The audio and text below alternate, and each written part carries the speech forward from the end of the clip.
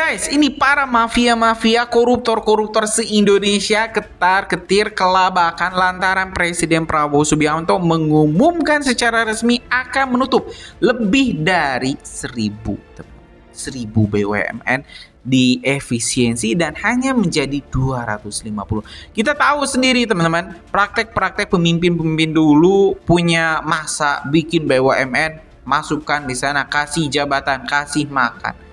Dan hal ini tentu malah membuat keuangan Indonesia membengkak.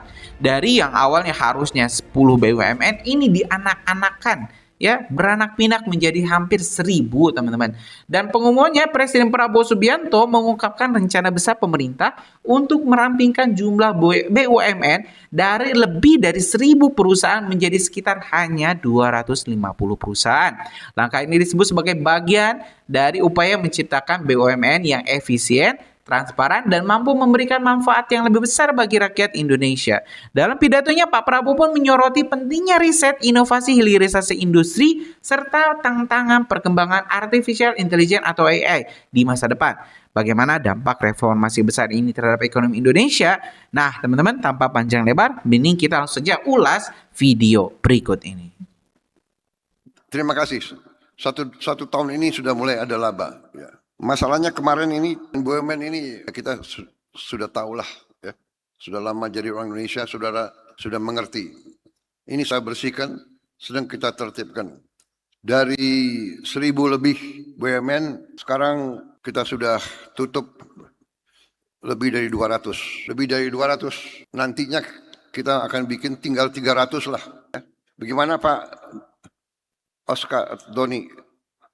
Ujungnya kita bisa berapa BUMN? Ujungnya nanti 250. Bayangkan, lebih dari 750 kita tutup. 750 dirut, 750 direksi, kali 4 atau kali 5, 750 komisaris, kali 10. Overheadnya kayak apa? Gajinya kayak apa?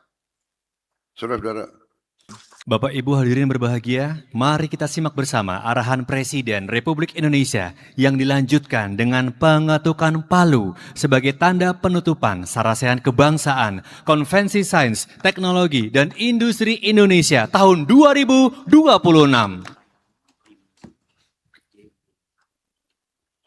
Assalamualaikum warahmatullahi wabarakatuh. Selamat pagi, salam sejahtera kita sekalian, Shalom, Salve, Om Swastiastu. Namo Buddhaya. Saudara sekalian, terima kasih atas laporan tadi Menteri Mendikti. Saudara sekalian, saya monitor terus jalannya Sarasehan sampai malam kemarin padat dan secara garis besar mengikuti bahwa berada dalam suasana positif, suasana tukar menukar keterangan, pandangan. Memang inilah keyakinan saya, inilah keinginan saya bahwa semua potensi seluruh bangsa harus bersatu, harus mengeluarkan segala pemikiran, segala inisiatif untuk kebaikan kita bersama, untuk survival kita, untuk kelangsungan hidup bangsa Indonesia.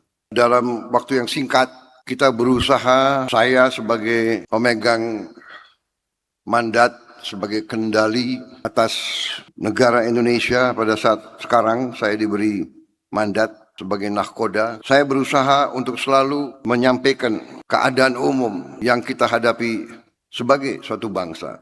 Bahwa bumi kita, planet kita sudah semakin menjadi kecil karena sains dan teknologi. Sekarang kejadian belasan ribu kilometer berpengaruh kepada kehidupan kita.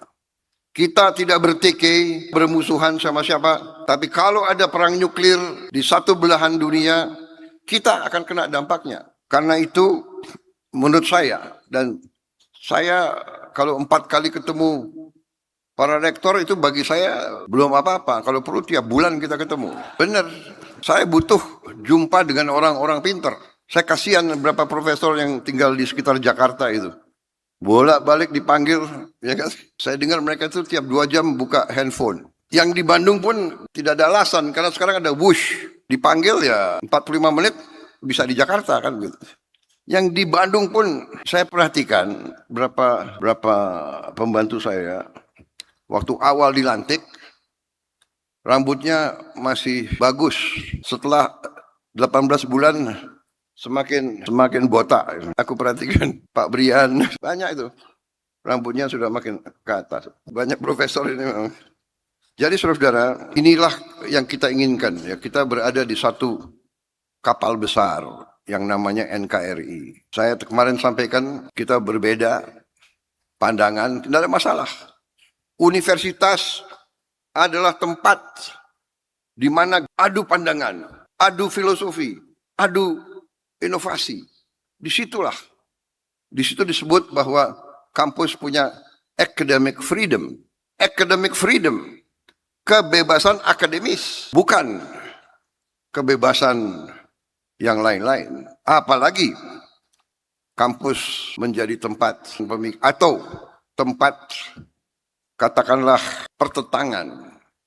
Biarlah kampus aktif menggeluti sains dan teknologi untuk memberi manfaat kepada rakyat yang membiayai kampus-kampus itu, yang membiayai lembaga pendidikan.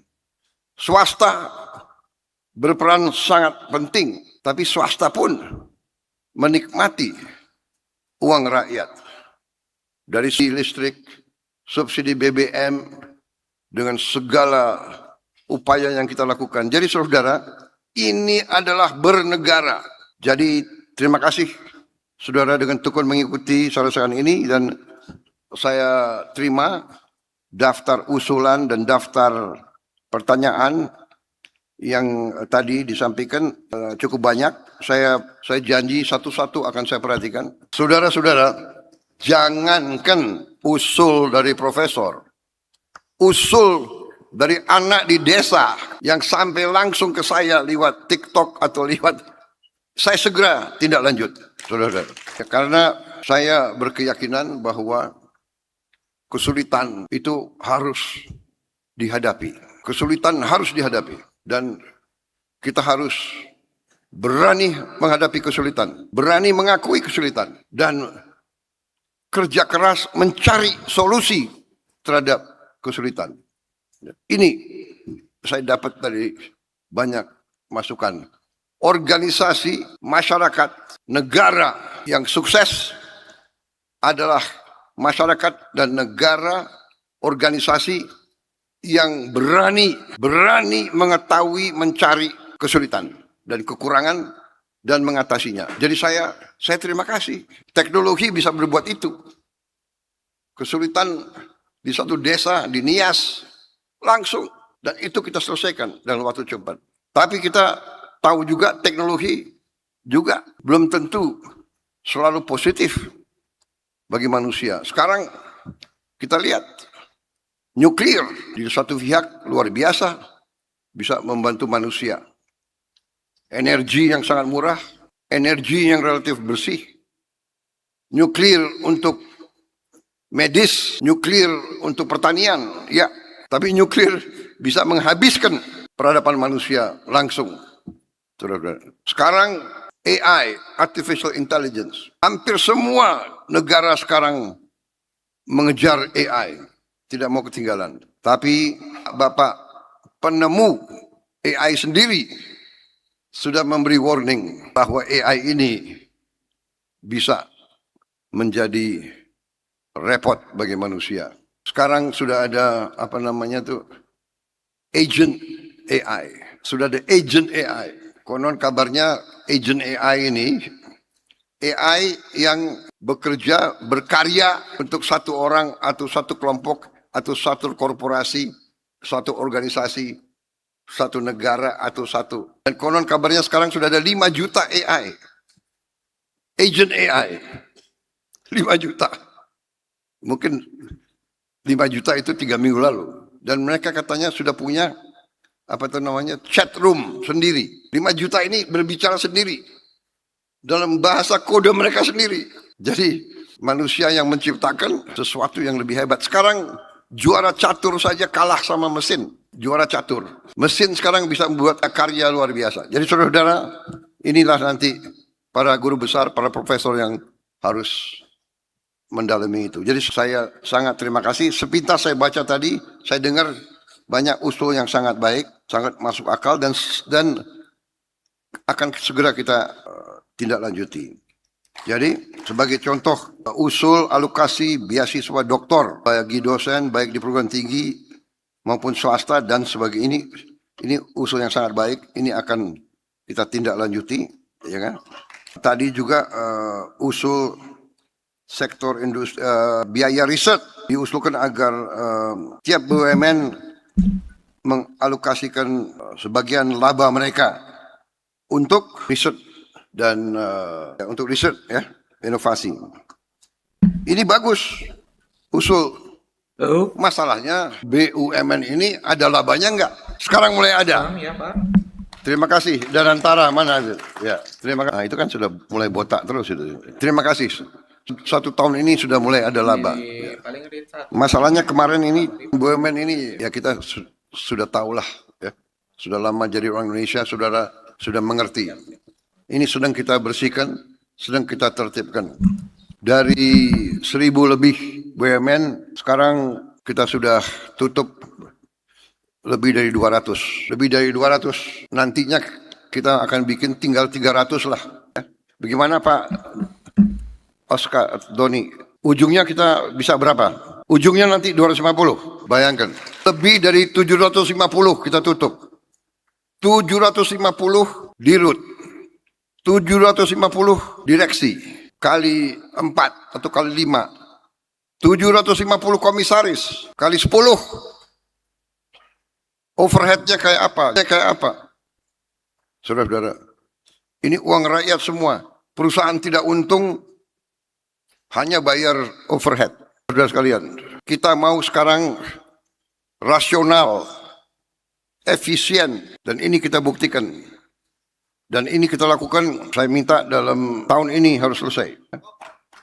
Jadi dalam 2 tahun kita akan bikin BUMN lebih efisien, lebih transparan, lebih bekerja untuk rakyat. Jadi banyak sekali usul yang saya lihat sangat positif ya.